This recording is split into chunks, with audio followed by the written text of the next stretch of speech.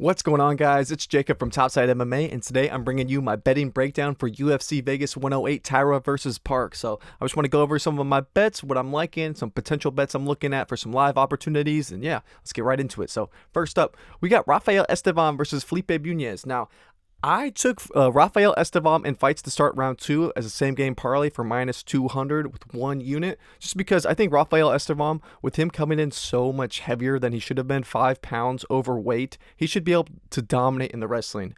Now, his odds jumped up so much, like he's like almost a minus 700 now. And I know he's not a first round finisher. He doesn't finish guys in the first rounds.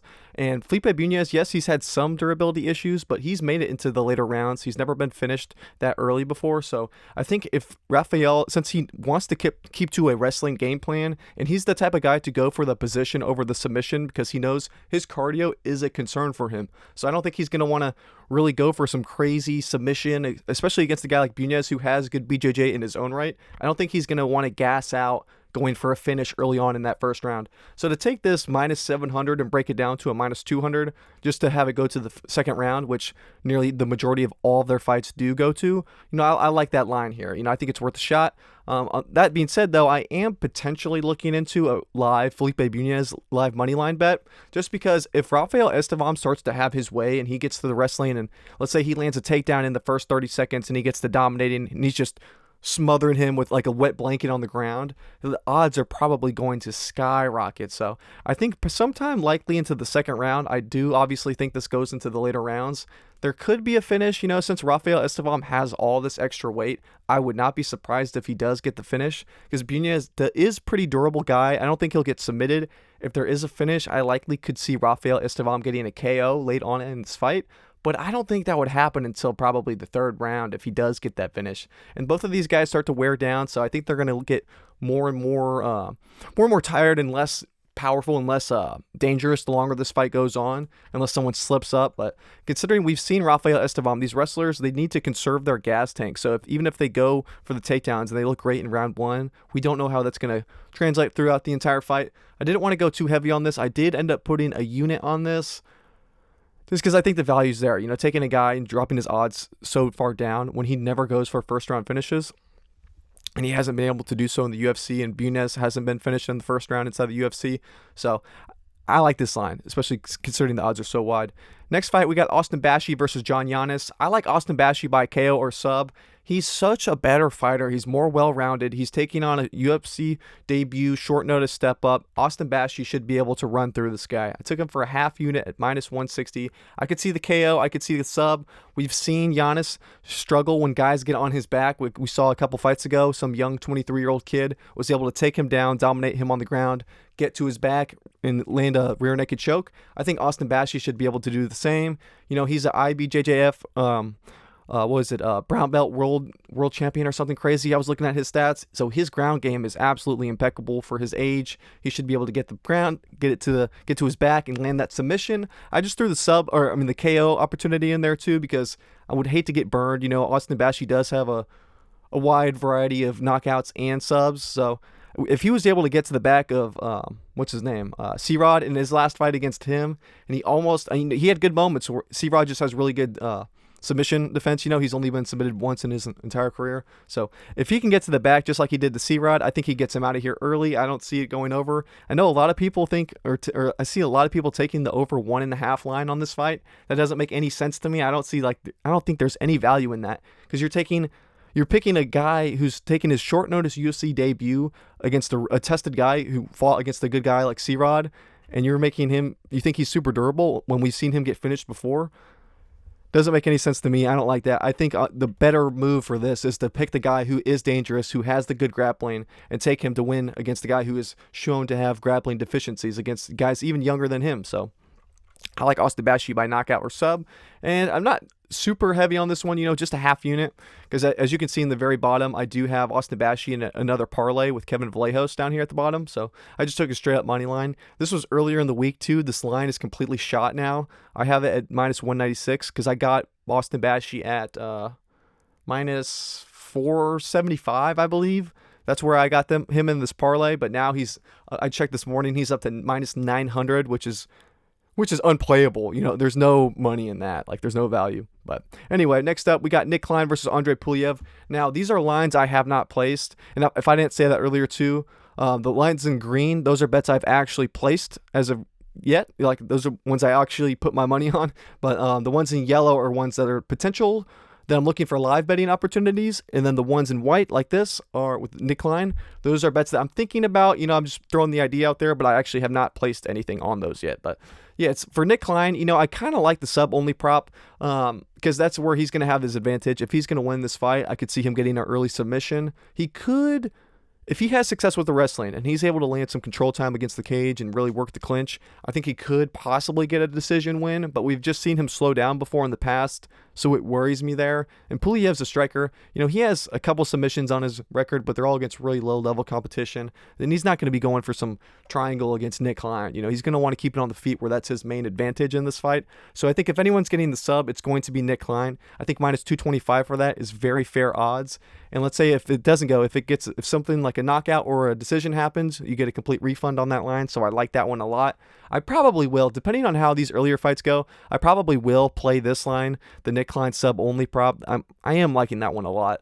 The over 1.5 rounds, I've been looking at it. I've been looking at it. I kind of had this note. It's kind of cut off on my screen a little bit, but here they have the over 2.5 at minus 105 and the under 2.5 is at minus 130. So the bookies are expecting this one to go long. They think it's really a coin toss if it goes long or not.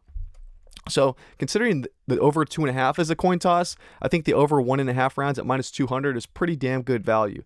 If the only way I see an early finish under 1.5 would be Nick Klein getting an early submission, but I just don't know if he's going to be able to do that or not. I don't know how likely that is. I think it's the better odds is probably taking the over 1.5 rounds at minus 200. I don't think I'm going to end up playing this though. It's just not sticking out to me enough, but I just threw it on here. Same with the Nick Klein plus 7.5 alternate spread. Considering the over 2.5 is minus 105, they're saying it's basically a coin toss if this fight's going to go over 2.5.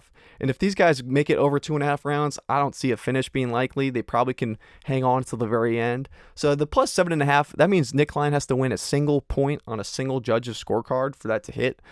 So minus 175 for that. If this does go to a decision, if this goes to a decision, I can't see an outcome where Nick Klein doesn't get a single point on a single judge's scorecard.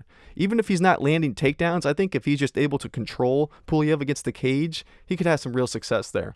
I think it could be enough to win him around if he's landing some tight, close shots up in the clinch. I think that could be easily be enough for him to win around, but I just haven't placed it yet. I kind of want to wait to see how these earlier fights go before I get something like that.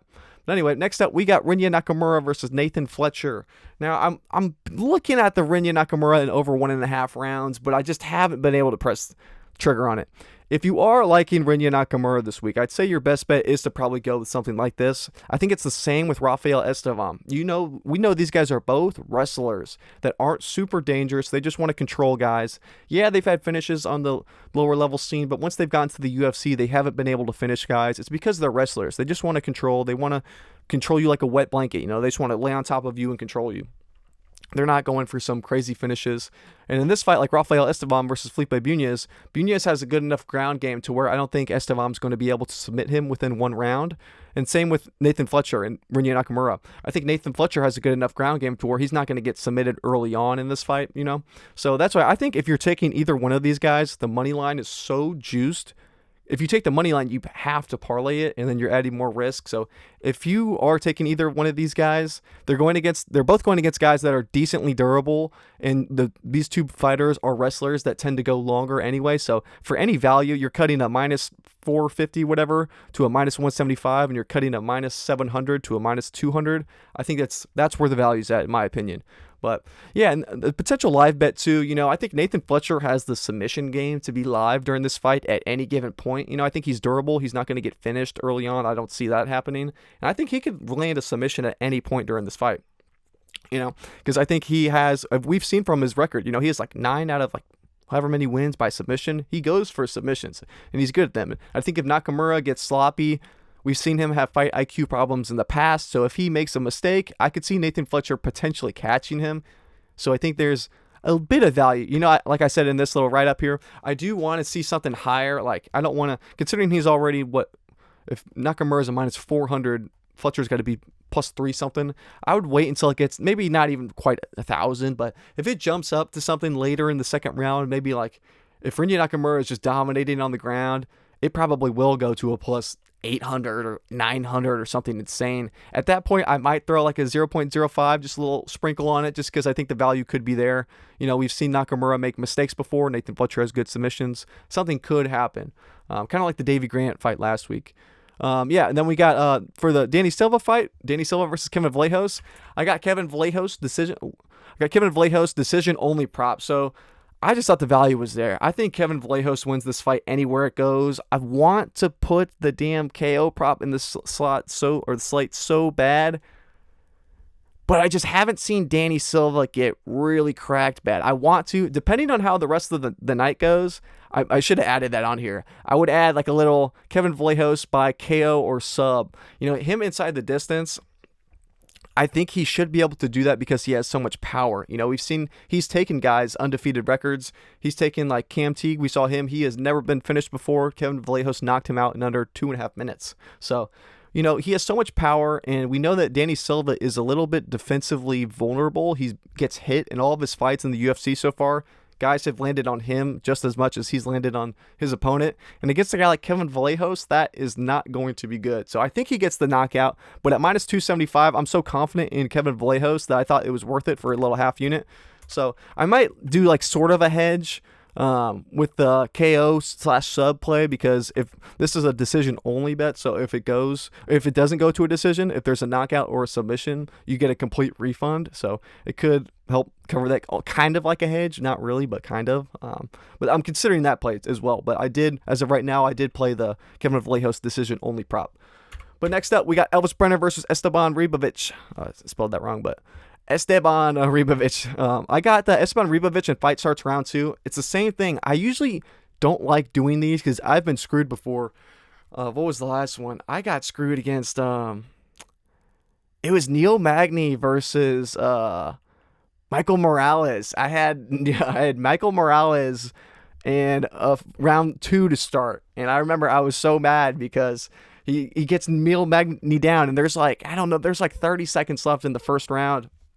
But Michael Morales, he gets to Neil Magny, he takes him down, and he like completely flips him over, and he's like full mounted with Magny flat with his stomach on the ground, and he's just wailing these shots, and Magny can't do anything. And I'm like, oh my god, I should have just taken the straight money line or put it over half a round. Like the fight to start round 2 kind of screwed me.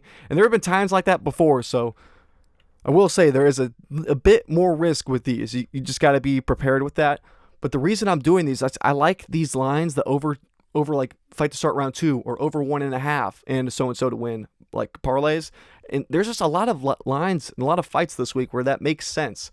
Rafael Esteban, Felipe Bunez, we talked about it. Rafael's a wrestler. Bunez can survive. He has BJJ to keep in there until the second round. Rinya Nakamura versus Nathan Fletcher, if you want to play that too. Rinya is a wrestler. He's not super dangerous. He doesn't have the submission ability to get a guy like Nathan Fletcher out of there in under 1.5 rounds, in my opinion. And it's same with Elvis Brenner versus Esteban Ribovic. I like Esteban Ribovic to win this fight, but he's not super dangerous. He beats guys through the volume. He beats them through wearing you down over the course of the fight. His cardio will not fade. His durability is pretty damn good, and he has good hands, But he's not he doesn't have the dynamite hands like other guys, And the same with Elvis Brenner. We've seen him go long, we've seen him be durable. He can hang, he's never going to give up. He's not going to quit. We saw against Yoel Alvarez, who I think is one of the most dangerous up-and-coming prospects that's like a sleeper in people's eyes. He was able to go to the third round against him, and I think Yoel Alvarez is a lot more dangerous than Esteban Ribovic. So the fact that he was able to go to the third round against Yoel, I think he should be able to do the exact same against Esteban Ribovic. I think the fight starts round 2 is a very generous line. So you're taking Esteban Ribovic, who is -300 just about now, just for the fight to start round 2, taking him all the way down to about pick'em odds. I think that's where the value's at. We haven't seen Brenner finish in the first round ever in the UFC. We haven't seen Esteban Ribovic get finishes that early. He's really trying to wear guys down. And we've seen guys too, like even when he fought Zellhuber, he rocked him a little bit, but it was later on in that fight. We saw against Nasrat, he was able to go to the distance with him. Like he does go to the distance a lot. He does go on to the later rounds. That's kind of where he performs because he starts to like ramp up. He's almost like a Max Holloway, Petrion, in the sense of like he gets better and better, and he really starts to break guys the longer fights goes. The longer they go, it's not like he starts off really hot and starts to decline. So I think for him, fight to start round 2, that makes a lot of sense to me. I like this line a lot. I only have half a unit on it. Depending on how this night goes, I might even double dip and do a little bit more on this. I just kind of don't want to overextend on this, but depending on how the rest of the night goes, I might put a little bit more on this because I do like that line a lot.